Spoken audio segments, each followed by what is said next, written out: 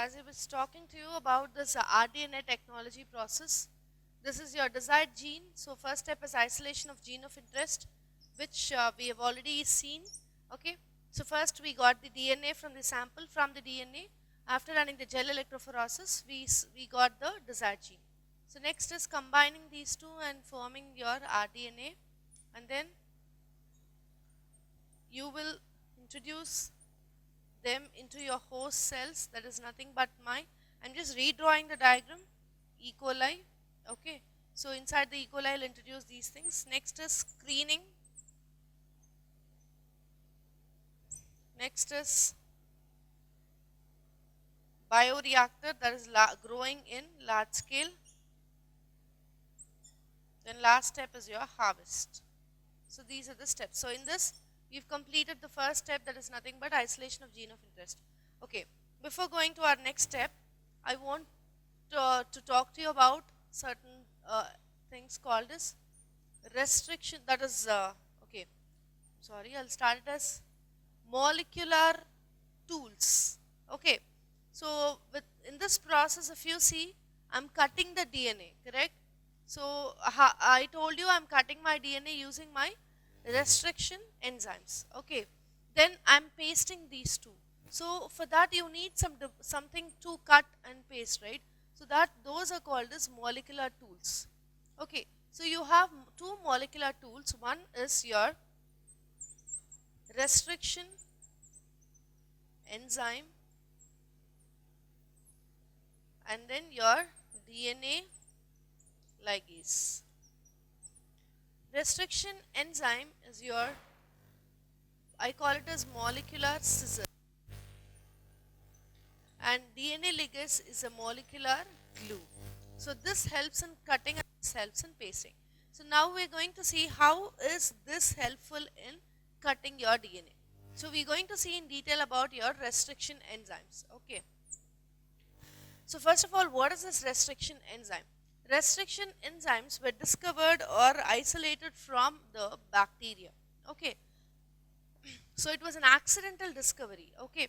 So what happened is for few of the microbes, okay, most of the microbes were dying, that is your bacteria was dying.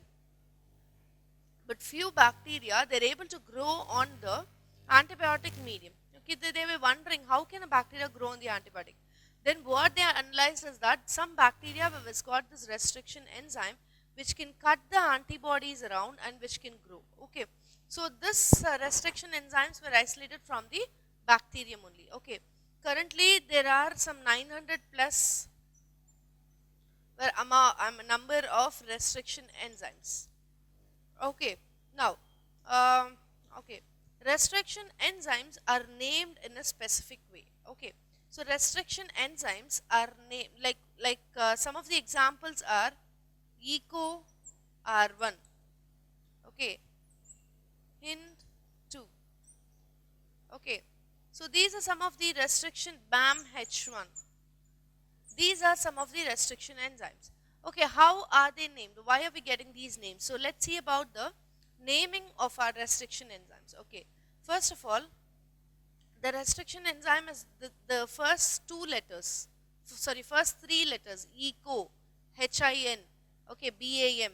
All these are the names of the strain from which they've been extracted. For example, Escherichia coli. This is Haemophilus influenza. So whichever strain of bacterium they're isolated, so that short form will become first three letters. Okay, BAM, Bacillus amphicoelus. Okay, so these are the from whichever strain they've been isolated, that those three letters will represent the first three letters of your naming. R will represent your type of strain, that is dominant strain, recessive strain, okay, or else H is heat strain. Okay, so like that, whichever are the letters, the fourth letter will represent the type of your strain. Sorry, what type of strain are they is the representation of your fourth letter. And this Romans, it is the number of derivative. or derivation. Example, I will have eco R1, eco R2, eco R3. So once from one bacterium, I can get more than one enzyme. So like that, I have more than 900 plus enzymes from around 400 plus strains of bacterium. Okay. So what does it mean? From one bacterium, I can get more than one enzymes. Okay. So I repeat, first three letters will depict your genus name, that is genus and species name of the strain from which you're isolating.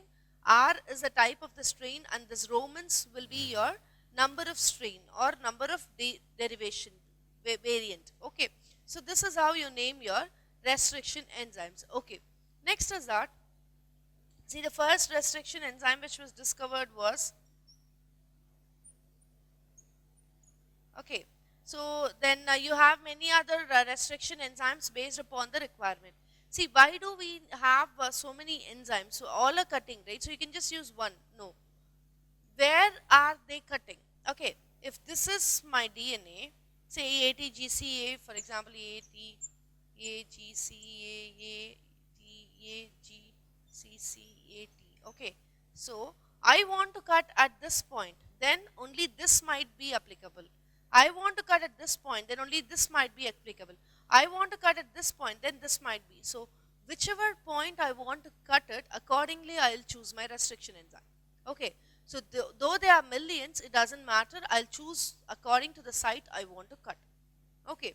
So this is how I choose the restriction enzymes. Now, so this is all the general introduction, the naming and other things. Okay. So now we are going to see about the two types of restriction enzymes which is available. Okay. The two types of restriction enzymes are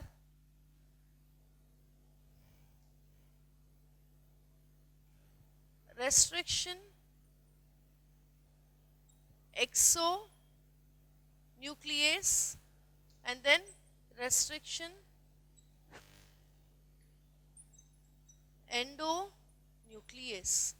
So exonuclease and endonuclease, these are the two enzymes, two types of restriction enzymes available. Mostly we'll use endonuclease. So I'll just tell you the difference. Okay. So exonuclease, if this is your sequence, this is your DNA sequence, say. So if I have A, what will I have here? I'll have T, A, T, C, G, correct? So this exonuclease will cut at the same spot in the both the strands like this. So in both the strands, it's a single cut. Okay. So this is how the exonuclease cut. And exonuclease activity will be away from the center. That will be towards the outer ends. Okay. And it cuts both the strands at the same point. Okay. So that is how it does. Okay. So it will be like cutting the same thing at the same point. But the endonuclease, the working mechanism of endonuclease is little different. Okay. Now what will the endonuclease do is, it will not cut at every point. Okay. For example, G, A, T, T, C. C, T, T, A, G. Okay. So if you see here, 3 prime, 5 prime,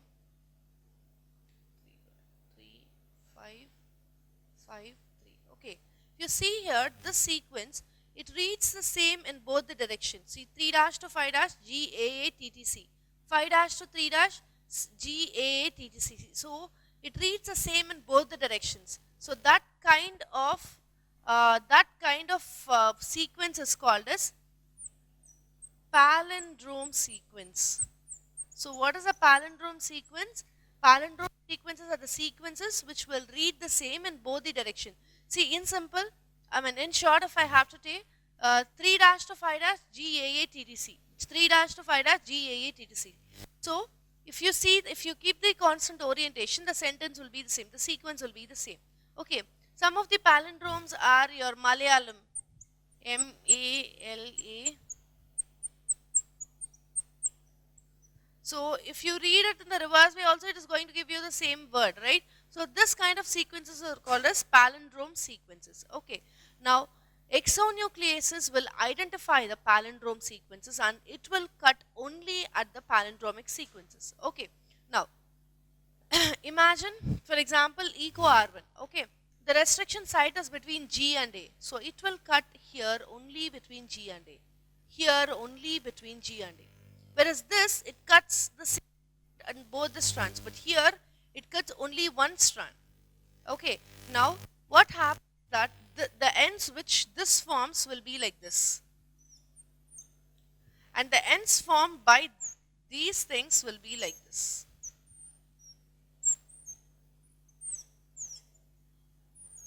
Okay, it will cut only in one strand and only at that restriction site in the palindrome sequence. But this will cut both the strands at the same spot. Okay, now I call this ends as blunt ends. And these ends are sticky ends. This is blunt end, this is sticky end. Okay, so this is how it works. Okay, now mostly I will use sticky ends. Why? Because see, after cutting here, okay, this will be like this. After cutting my vectors, so it will have sticky ends like this.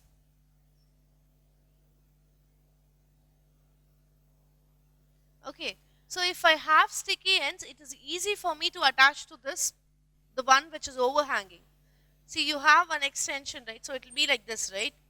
So the one which is overhanging like this, it will be easy for me to attach the DNA. But if it is blunt end, it is difficult. Where will I attach? It is closed. Here you have an open lead. To this I can attach. So sticky ends are easy for attachment. Okay. So mostly I will use sticky ends. Okay. Because it is easy for ligation, that is the attachment. Okay, then ma'am, what is the point of blunt ends? Why are they for? Okay, how will you use it? If at all I'm using the blunt end, first of all, why should I use blunt end when I have sticky ends? You said this sticks well, right? So I'll use this itself. What is the purpose of this? I told you the site which you're going to cut is important. Okay, for example, the site which you're going to cut, for that, if you don't have any endonuclease, I have to go for exonuclease. Okay, so whichever site you want to cut, okay, so accordingly I'll choose the enzymes. If you have for that site both exo and endonuclease, I'll choose this.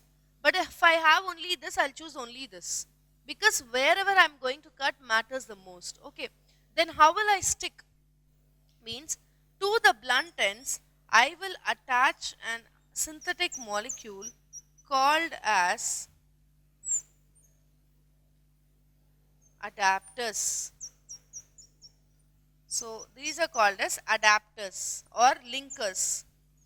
Adapters or linkers.